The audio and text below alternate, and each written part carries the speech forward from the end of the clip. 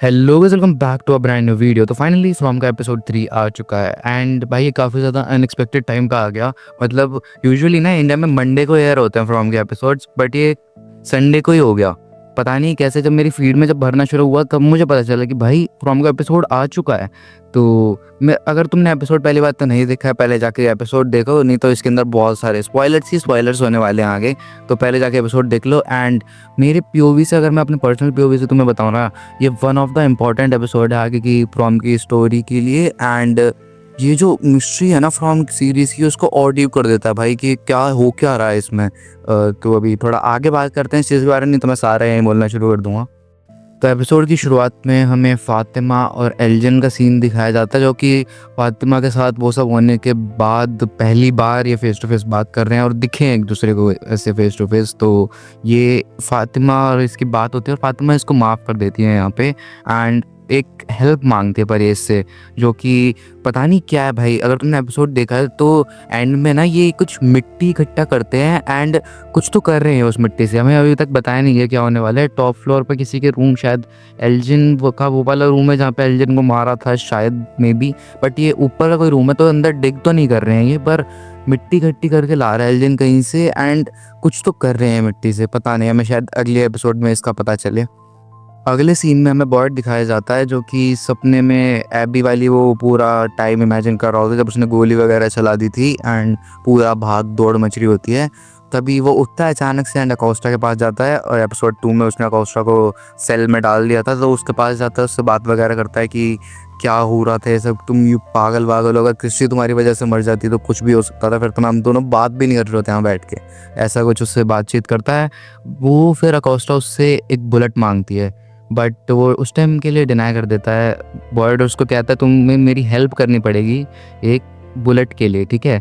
और अकोस्टा उसको सही से फिर बताती है, जैसे सारा वगैरह के साथ हो रहा है वैसे इस जगह के साथ ये है, कुछ जगह के साथ जो अकोस्टा के साथ भी कर रही है चीज़। मतलब कुछ तो है ऐसा। अकोस्टा बोलते हैं कि मैं नहीं थी वो जो मैं अपने कंट्रोल में ही नहीं थी, जो हो रहा था कल उसमें मैं अपने पूरे कंट्रोल में नहीं थी। और उसके बाद सर वापस से सीन अगला शिफ्ट होता है। इसके बाद एक और जो इंटरेस्टिंग चीज़ होती है एपिसोड 3 के अंदर, वो था कौओं का दिखना फ्रॉम बिल के अंदर और सीधे उन दोनों की ग्रेव के पास बैठ जाना। वो काफ़ी अलग चीज़ थी और वो चिल्ला रहे होते काऊ काऊ काऊ। मतलब आज तक कि फ्रॉम बिल में नहीं हुआ है, खाली जब लोग को जब पेड़ गिरा वो मिलता है तब क्रॉस दिखते हैं आसपास, और वैसे पहली बार आए हैं ये फ्रॉम बिल के अंदर। तो मतलब कुछ तो होने वाला है। तो ये येलो मैन ने कुछ बताने के लिए यहाँ पे बुलाए हैं, या फिर ये कुछ मैसेज वगैरह खुद देने आए हैं। मतलब कुछ तो आगे रिलेटेड है इनसे जो होने वाला, मतलब कुछ खतरनाक होने वाला आगे के एपिसोड्स में।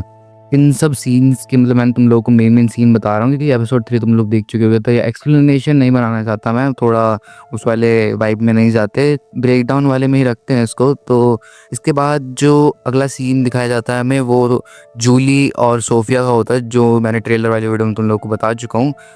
सोफिया इसको कुछ बोल देती है कि तुम्हारे आने की वजह से यहाँ पे ये सब हो रहा है एंड तुम्हारे जब से आए हो तब से ये बुरा हो रहा है। एंड उससे जूली भड़क जाती है, सब उसको रोकने की कोशिश करते हैं, वो बाहर चली जाती है। एंड जूली अब ट्राई कर रही है पूरा अपना स्टोरी वॉक की तरफ, ठीक है।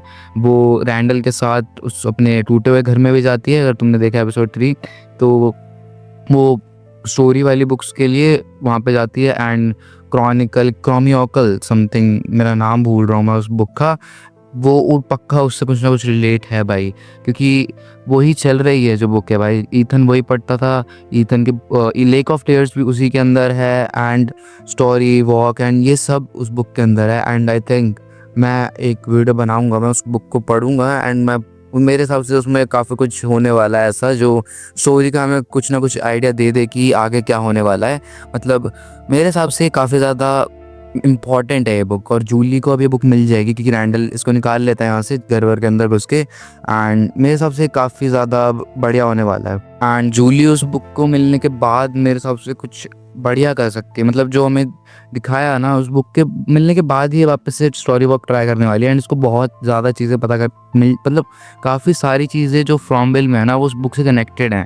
तो मतलब इसको काफ़ी चीज़ें पता लग जाएंगी फ्रॉम बिल के बारे में कि क्या हो क्या रहा है। एंड मतलब काफ़ी चीज़ें कि कैसे स्टोरी वर्क का ये एक टाइम पे, सर्टेन टाइम पे जा पाए। एंड पता नहीं, अभी एपिसोड 3 के अंदर पता चलेगा। और नए वीडियो के लिए रेडी रहना, मैं ये बुक पढ़ के तुम्हें कुछ थ्योरीज बताने वाला हूँ। इसके बाद हमें ईथन और विक्टर का एक सीन दिखाया जाता है जिसमें ईथन विक्टर से नदी के बारे में पूछ रहा होता है, क्योंकि एपिसोड को तुमने देखा है तो इसको लेक ऑफ टीयर्स ढूंढनी है अभी, तो काफ़ी ज़्यादा इंपॉर्टेंट है इसके लिए वो चीज़। तो विक्टर से वो बी से समथिंग, बी से कुछ तो नाम था यार, जहाँ पे ये लोग मज़े भी मारते हैं सीज़न 1 में, एंड जेड भी दिखाया जाता है अभी हमें वहाँ पे चल करता हुआ, पता नहीं मैं नाम भूल गया उस नदी का। तो विक्टर इसको वहाँ पे ले जाता है, बल्कि विक्टर का मन नहीं होता वहाँ पे जाने का, क्योंकि पता नहीं विक्टर को क्यों लेक्स नहीं पसंद। मेरे हिसाब से भाई इसका आगे कुछ कनेक्शन होगा कि विक्टर को क्यों पानी नहीं पसंद, कि विक्टर कभी ना कभी लेक ऑफ टीयर्स तक पहुंचा होगा, एंड ये हमें उसकी ड्राइंग वगैरह में पता मतलब दिखेगा हमें ऐसा। बट देखते हैं अभी क्या होगा। एंड इसके बाद ये जेड की हेल्प लेते हैं वहाँ से एंड आगे जाते हैं, पर विक्टर को येलो मैन के कपड़े दिख जाते हैं भाई। जो ट्रेलर में मुझे जब देखा था मैंने सीन, जब विक्टर पेड़ पे लेटा होता है एंड रो रहा होता है, तो मुझे लगा था कि मरेगा सीज़न 4 में जिससे विक्टर कनेक्टेड है, बट मेरे दिमाग में कोई ऐसा आ नहीं रहा था जिससे विक्टर इतना ज़्यादा कनेक्टेड हो। मतलब विक्टर का वो हेनरी था जो मरा हो तो विक्टर रो रहा हो, मतलब इतना ज़्यादा कनेक्टेड और किसी से नहीं है और जो मर जाए। पर अब मैंने जब ये सीन देखा तो मैं समझ गया हूँ कि क्यों रो रहा है विक्टर। भाई विक्टर येलो मैन को जानता है एंड हमने इसकी ड्राइंग्स में भी देखा हुआ है ये सब। मतलब विक्टर बहुत कुछ जानता होगा। मैं अभी और मतलब बहुत इंटरेस्टेड सा हूँ कि और क्या होने वाला है आगे। मैन के कपड़े देख के जिस हिसाब से रिएक्ट करा ना विक्टर ने, मतलब पास्ट में येलो मैन आया हुआ है बाहर और उसने बहुत कुछ खतरनाक लेवल पे किया है, तभी भाई ये डर गया वहाँ पे, ये रोने लग गया वहाँ बैठ के। भाई मतलब कुछ तो तगड़ा कर चुका है विक्टर कह रहा हूँ, येलो मैन। पास्ट में भी आया है येलो मैन, हमें भाई एपिसोड 4 में पक्का कुछ ना कुछ पता और चलने वाला है येलो मैन के बारे में। बट आई थिंक इसका शेप शिफ्टिंग वाला वो हमें पता नहीं चलेगा, नहीं तो अभी फिर तो बहुत आगे की बात है। शेप शिफ्टिंग एंड सोफिया के बारे में पता चलना वो सब तो बहुत आगे की बात है। अभी कुछ सीन्स और है जो मुझे लगा इंपॉर्टेंट हो सकते हैं थ्योरी और ब्रेकडाउन के लिए। एक तो है जेड को मशरूम मिलना। भाई या तो ये कुछ ट्रैप भी हो सकता है, पर मोस्ट ऑफ द चांसेस ये हैं कि उसको कुछ याद आ गया। वो बोलता है लॉटरी लग गई करके कुछ तो बोलता है, एंड मे बी उसको कुछ पास्ट का याद आ चुका है। एंड ये भाई एक बहुत बड़ा साइन है कि शायद कोई और मर जाए, क्योंकि तुमने देखा है knowledge comes at a cost, ठीक है। तो अगर उसको कुछ याद आया और कुछ तगड़ा याद आया है, मतलब जो बहुत इंपॉर्टेंट सी चीज़ है, जैसे इनका रिकार्नेशन याद आया था, तो ऐसा अगर कुछ तगड़ी सी चीज़ है तो वापस से कोई ना कोई मरने वाला है इस टाउन में, ठीक है।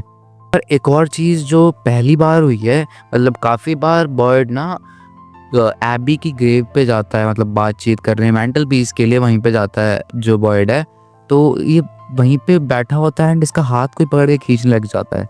मेरे हिसाब से ये हेलुसिनेशन हो सकती है बॉयड के साथ, पर यार एक्चुअली में कोई चीज़ ऐसा मुझे नहीं लगता कोई हो सकता है, क्योंकि वो क्रिएचर्स इस टाइम पे बाहर नहीं आते एंड एबी खुद तो उसका हाथ पकड़ के खींचेगी नहीं, तो मेरे हिसाब से हेलुसिनेशन ही है। बाकी तुम इस पे अपनी थ्योरीज बता देना। जो एक और चीज़ मुझे लगी कि थोड़ा बहुत इस पे ब्रेक डाउन किया जा सकता है, वो ये कि सोफिया अब सारा के साथ रहने वाली है। भाई मतलब सारा खतरे में है, मतलब ये वापस से सारा का माइंड कंट्रोल, मतलब मुझे कंफर्म नहीं है, मतलब किसी को नहीं पता ये तो अभी कि येलो मैन ही ये सब कर रहा था, वो माइंड कंट्रोलिंग वाली चीज़ें, या फिर नहीं। मेरे हिसाब से कोई अलग ही है ये बंदा, पर फिर भी येलो मैन उसके घर में रह रहा है भाई अब, तो मे बी वो उसको माइंड कंट्रोल करके उसको वापस से वैसी चीज़ें करवाए एंड टाउन के लोग वापस से खतरे में आए। सोफिया को मे बी उसमें डाल दे डिब्बे में, मतलब सोफिया अब खतरे में है। बट हाँ, एक और चीज़ जो अभी अभी मेरे दिमाग में आई कि हमें ट्रेलर में दिखाया गया था कि जो सीज़न 4 का एक ट्रेलर आया था, एपिसोड 3 का था शायद, मैं इसका ब्रेक डाउन कर रहा था, तो उसमें हमें दिखाया गया था कि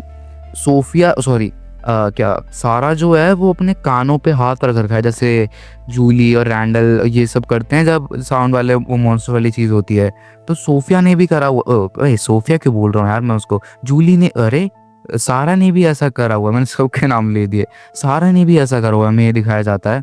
भाई मतलब कुछ ना कुछ तो होने वाला है सारा के साथ। ये येलो मैन, मैंने कह रहा हूँ ना, अभी इसके घर में रहने लग गया तो कुछ ना कुछ होने वाला है सारा के साथ। बॉक्स वॉक्स वाली चीज़ नहीं, मेरे अचानक से दिमाग में क्लिक करी, क्योंकि इस एपिसोड 3 के ट्रेलर में दिखाया गया है हमें, पर सीन नहीं है। एंड ऐसे काफ़ी सारे सीन हैं जो कि ट्रेलर में थे बट एपिसोड में नहीं है। मे बी हमें आगे के एपिसोड्स में दिखें, पर हाँ ये कुछ ना कुछ तो होने वाला है सारा के साथ। मैं नाम कैसे भूल रहा हूँ बार बार, सारा के साथ कुछ ना कुछ तो होने वाला है।